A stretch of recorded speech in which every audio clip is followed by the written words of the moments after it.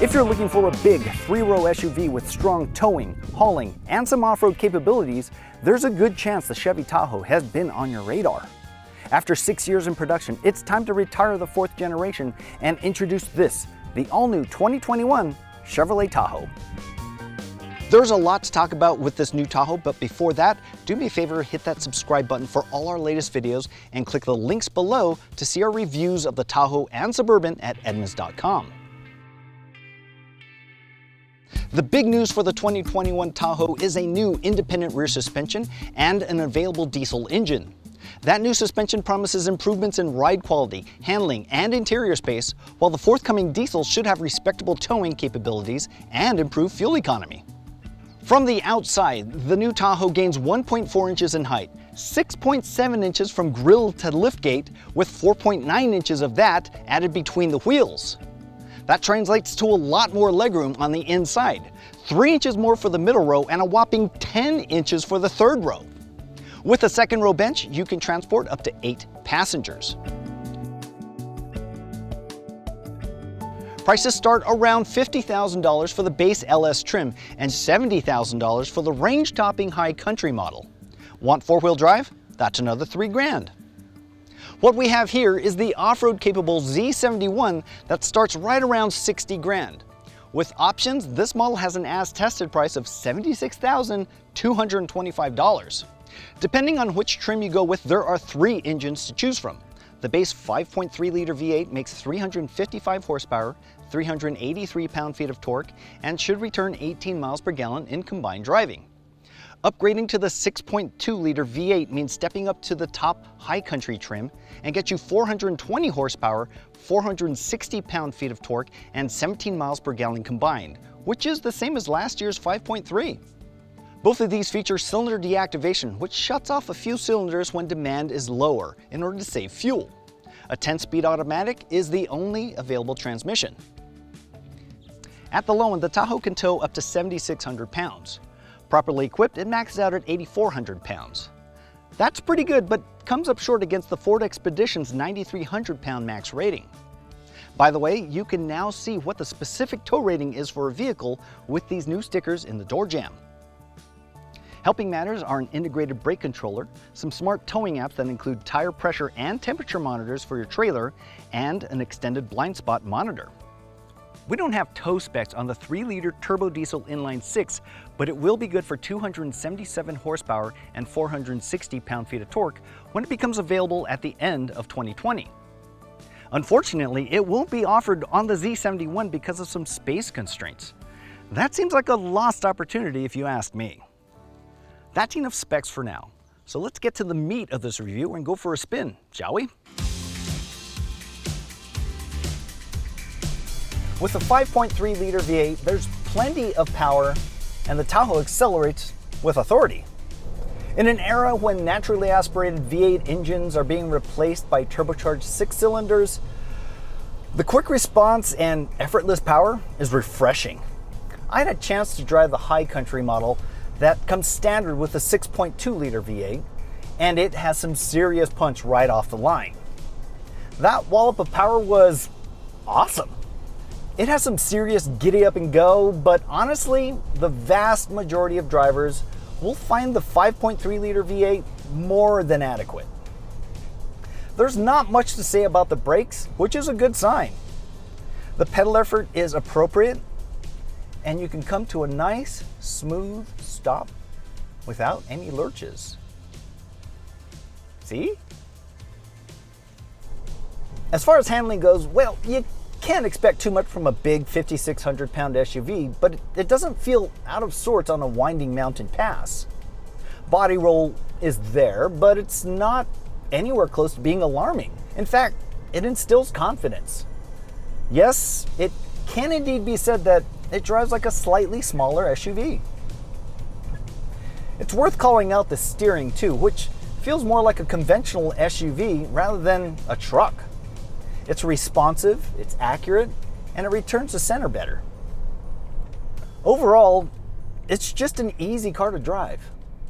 Both this Z71 and the high country model I drove a few days ago have the magnetic ride and air ride suspensions. And it's a little weird.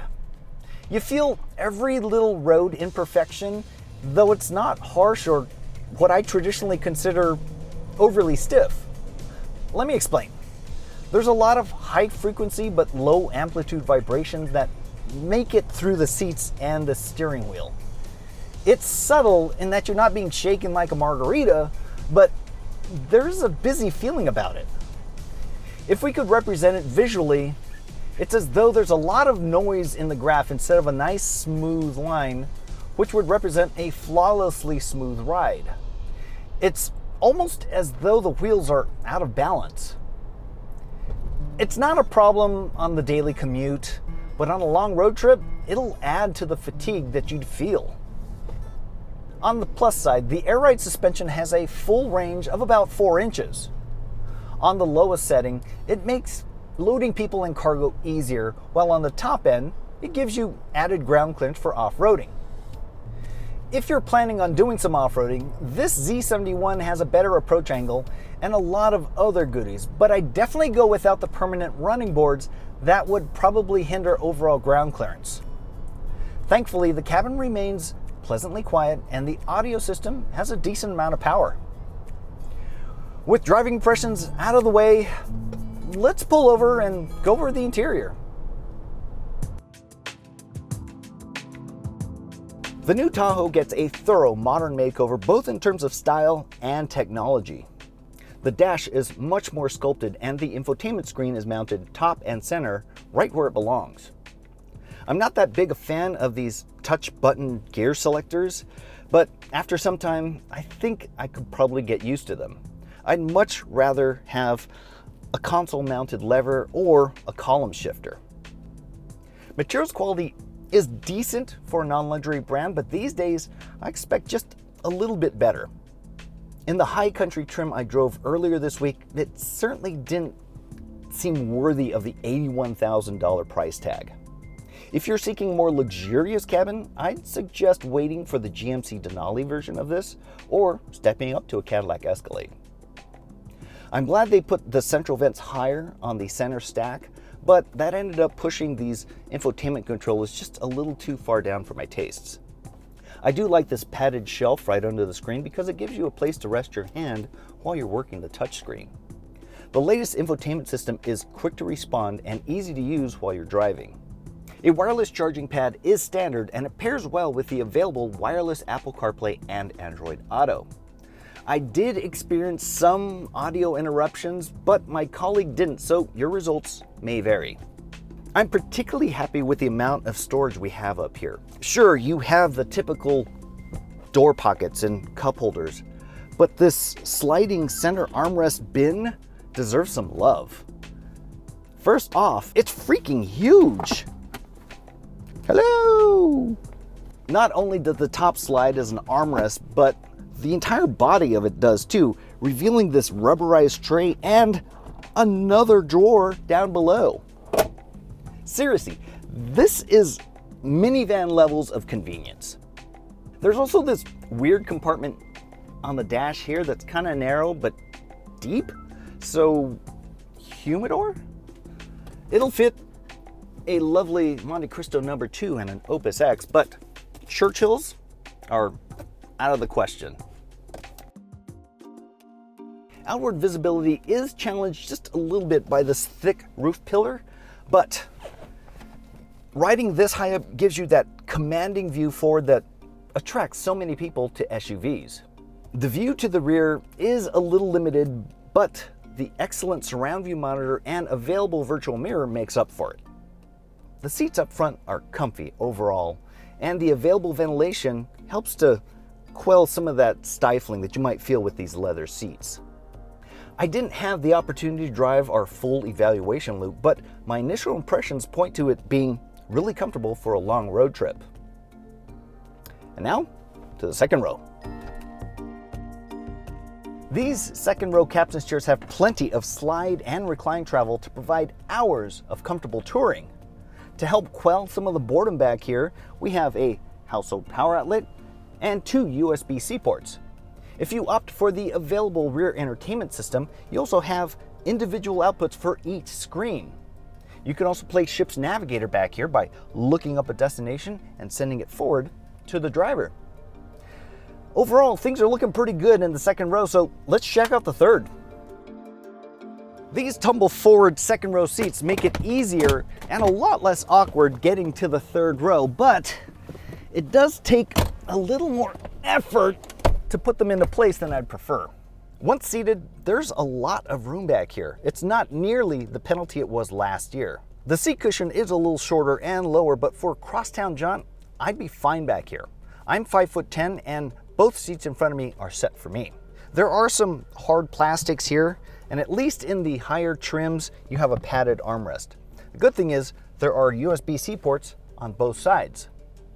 Getting out is similarly easy, just 2 tugs on this strap, and you're out of here. With the new independent rear suspension eliminating a lot of the previous Tahoe's obstructions, cargo capacity is greatly improved for 2021. We now have 25.5 cubic feet behind the third row compared to last year's paltry 15.3. With all of the seats folded, that balloons to 122.9 cubic feet, which is more than last year's Suburban. The lower load floor, available air suspension, and these remote seat back releases makes loading bulkier objects that much easier too. This 2021 Chevy Tahoe easily meets my expectations for a big family SUV and exceeds them when it comes to cargo capacity and interior storage. It'll certainly give our top-rated Ford Expedition a run for its money, and with a little luck, we should have a comparison test coming your way soon. Thanks for watching, and as always, head on over to Edmunds.com for more information on the Tahoe, its competition, and for all your car shopping needs.